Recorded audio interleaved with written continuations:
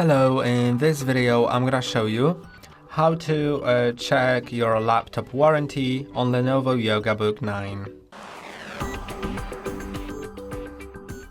To check your warranty, I would highly recommend going to a browser, then searching for, you can just type in PC support without spaces .lenovo.com.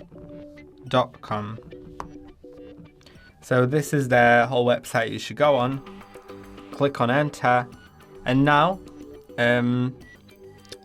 you can detect your product automatically or browse for product. If you browse for product, you will need to just enter your serial number. So if you go to laptops, you can do whatever you want here. You need to go to yoga series, I think, and 9. Yeah, but it's pretty hard to find, although I found the exact one, but I needed to enter my serial number. So this is the model that you will find on the back of your laptop on the bottom lid, and the serial number can also be found there, and you can enter it here.